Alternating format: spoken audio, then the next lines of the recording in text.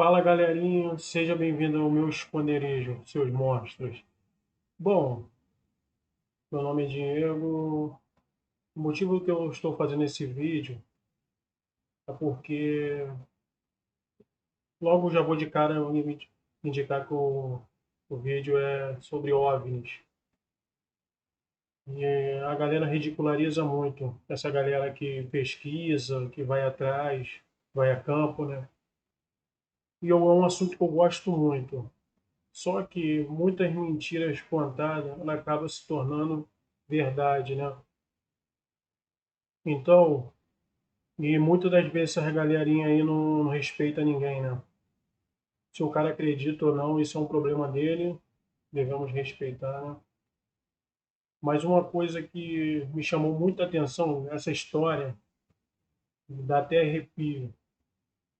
Eu estava um dia desse assistindo o canal Asa, do Robert, um canal muito bom para quem gosta de aviação. Então tem muitas histórias sobre controladores de voos, de pilotos, um canal muito bom. Se inscrevam nesse canal porque é um prato cheio para quem gosta. E o está de frente, né, um episódio 360 do canal sobre causas dos controladores de voo. Prestem atenção nessa história. Essa história é de arrepiar, muito boa. Eu mesmo já vi um OVNI, não vivo pensando nisso, né? É um assunto que eu gosto muito, mas não, assim, também não desacredito. Nem sei o que que é. Mas vamos ver essa história aí só para vocês verem o que que eu estou falando. Muito boa a história. Aguinaldo viu o OVNI lá em Brasília, né? Ele contou isso pra gente. Agora, conta resumidamente, senão a gente vai a noite inteira. Tirar algumas dúvidas. Vou voltar aqui um pouquinho. Aí, Um dia não. Lá em São José, São José acho que era o Mota, né? Em São José era o Mota também, Motinha. Não, de São José eu não lembro quem era. Eu não acho lembro que quem era o Mota. era. Mas o Fernandes estava comigo. Oi, diga lá, Bob. Não vai esperar. Vai passa o que vocês. Eu acho que o Aguinaldo concorda, que o Aguinaldo viu o OVNI lá em Brasília, né? Ele contou isso pra gente. Agora, conta resumidamente, senão a gente vai a noite inteira, mas até o pessoal manda ver aí. Conta quantos que. Eram 20 e poucos, não eram? Que uma hora que apareceram? Não, Bob, na verdade, assim, quando eu cheguei para trabalhar no pernoite, cheguei por volta dos 21h30, que era o horário que a gente chegava normalmente para trabalhar. Era o pupilão que estava lá. E eu passei na entrada, ainda era o radar antigo, que estava na transição para o equipamento francês Thomson. Não, o nosso radar antigo ele não tinha, por exemplo, indicação de altitude, não tinha indicação de velocidade, não tinha nada. A etiqueta, né? As etiquetas dele eram só códigos de barras, né? Eu sou velho para diabo. Guigui, não sei nem se pegou essa época. Pegou? Não, Guigui? Trabalhei 10 anos nessa console. Exatamente. E aí, quando eu passei por uma tela que ficava de stand-by, eu vi um monte de borrão na tela, mas até aí não fazia ideia. E eu fui render exatamente o pupilão. E o pupilão falou assim: ô português, é o seguinte, você tá vendo esses troços aí? Eu olhei aquilo, vi, realmente eram alvos distintos, alvos ecos primários, como a gente chama, de reflexos de alguma coisa metálica, né? Vamos dizer assim, porque era o reflexo bruto do radar. Aí eu falei: o que é isso aí, pupilão? Aí ele falou assim: isso aí é... Como é que ele usou uma expressão muito engraçada? É a nave-mãe e os OVNIs em volta, que são os discos voadores, né? Que ele falou mais ou menos uma linguagem desse tipo, já não me lembro bem as palavras. Em cima de Bragança, como você bem frisou agora há pouco, ali tinham cerca de 6 a 7 alvos. A sudeste de São José, que foram os alvos que foram avistados pelas aeronaves que estavam aproximando, inclusive tem a história do comandante Osiris Silva, que estava acho que num Brasília ou num Xingu, eu não lembro qual era o equipamento. Deve ser Xingu, né? Deve ser Xingu. E eles viram. E assim, a sudeste de São José também tinha 3, 4 alvos. A sudoeste do terminal, ali por cima de Itanhaém, tinha 2. E tinha um exatamente em cima de Mogi. E se vocês me permitem contar a história, ela tem uma participação muito engraçada, né? Eu estava rendendo o Pupilão falou assim, esse OVNI aqui em cima de Mogi, ele está estático, mas o pessoal disse que está avistando luzes. E nessa hora entrou na terminal, lá no sudeste da terminal, na antiga posição Trigo, um tráfego da Transbrasil.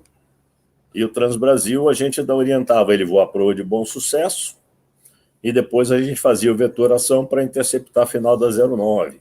Quem é da área sabe disso bem que eu estou falando. Quem não é, se tentar explicar, vai enrolar muito essa história aí. E, coincidentemente, a trajetória do Transbrasil, ela passava muito próxima a Mogi, aonde supostamente estaria um OVNI. E o Pupilão ainda estava nessa hora, eu já tinha assumido a posição, o Pupilão falou para mim assim, pergunta para ele se ele está vendo aí algum brilho significativo na posição tantas horas e tal. Me deu aquela instrução legal e eu repeti para o Transbrasil. E, para minha surpresa, os pilotos falaram, positivo, estamos avistando. De luminosidade significativa, está mudando de cor, aparentemente não se movimenta. Bom, beleza. E tinha mais aviões na terminal, falei com alguns outros, e o Transbrasil se deslocou, né, na trajetória dele, e o alvo que estava, tipo, posição 3 horas dele, à direita dele, foi ficando mais à direita e foi ficando para trás. E, em determinado momento, o piloto do Transbrasil deixou de avistar o OVNI, né? E virou para mim e falou assim, controle, confirme a posição do tráfego. Aí eu falei assim, está atrás da sua aeronave. Ele, confirme! Deu aquele grito de susto. Eu acho que ele entendeu que o OVNI estava seguindo a aeronave dele. E deu um confirme bem assustado, mas ficou por isso mesmo. O OVNI continuou lá e o Transbrasil seguiu, pousou normalmente. E aí sim, aí desenrolou a questão da defesa aérea, né? Quem orientou o F-5, que decolou de Santa Cruz, para tentar interceptar o OVNI, fui eu. Mas não falei diretamente com o piloto. A gente não tinha o contato direto com o piloto. Curiosamente, lá na defesa aérea, naquela noite, estavam o Enéas, que era da minha turma de controlador de voo. Quando o Guigui conheceu o Enéas... Conheço. Ele faleceu ano passado, né? Infelizmente, né? Covid. O Enéas, E eu conheci a voz do Enéas, porque eles não se identificam, eles são tudo uma mosca branca, né? Falei, quem tá aí? Aquele jeitão meu, ele... Por quê? Não posso me identificar. É o operador da hora, não sei o quê, Lince, não sei das quantas, eles têm uns códigos loucos lá. Mas eu tinha facilidade de identificar a voz e eu sabia não, eu imaginei que fosse o Enéas e era ele mesmo. E aí eu falei, o Enéas? Aí ele, quem é? Eu falei, é o Manuel, né? Aí me reconheceu. Então, a vetoração que foi feita para o F-5 foi instrução minha, repassada para o Enéas via telefone, e o telefone ele falava com o piloto caçador, que futuramente veio a ser comandante da Azul, e lá na Azul a gente se encontrou e batemos um longo papo sobre esse episódio aí. Só para encurtar a história, senão ele vai ficar falando a noite inteira. Mas mas ele se deslocou, né, Fernandes? Conta aí do deslocamento, que foi muito absurdo. Esse deslocamento do F-5 para interceptar supostamente o OVNI, ele foi curioso, porque eu me recordo muito bem disso. O OVNI estava ali na região sudoeste de São Paulo, ali, eu diria assim, próxima a Itanhaém. E o F-5 veio da base aérea de Santa Cruz, deslocamento oeste e tal. E eu estava ouvindo a conversa do piloto pelo telefone com o Enéas. E aí ele falou, como é que é o código de avistar o alvo, Aguinaldo? Tally Ho que fala? Judite, é isso aí. Aí o cara, Judite, não sei o que e tal. E partiu, né? no encalço do OVNI. E curiosamente, mas isso é impressionante. O alvo estava numa determinada distância de Congonhas. A partir do momento em que o F-5 foi na proa que eu indiquei, eu lembro que eu tinha dado a proa 260, o alvo ele simplesmente pulava uma distância bastante significativa. Numa varredura do radar ele estava num ponto, na outra varredura ele já estava a 10 milhas lá na frente. E o F-5 andando, velho. Você viu o rastro do alvo primário do F-5? Bem, e foi. E quanto mais o F-5 tentava se aproximar, mais o alvo ia embora lá pro lado de Floripa, Porto Alegre. Até o ponto que eu simplesmente falei, pô, cara, não é mais minha área. E aí eu ouvi o piloto falar para a Defesa Aérea que estaria retornando porque já estava ficando sem combustível.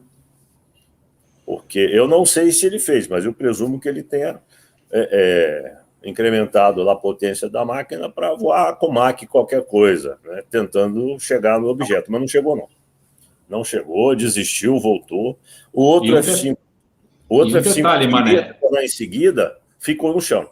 Ele ficou no chão. Porque o brigadeiro Washington, como era o brigadeiro? Moreira, como era o nome Moreira dele? Lima. Moreira Lima. Moreira Lima era o Era o comandante comandante da da aeronáutica. aeronáutica.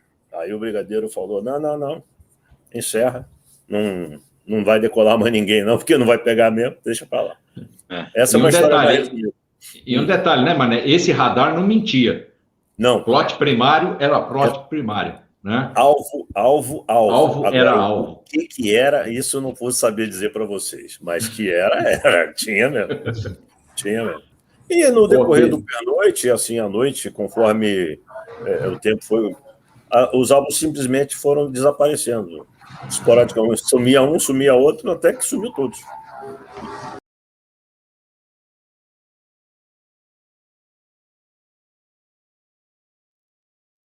E aí, galerinha?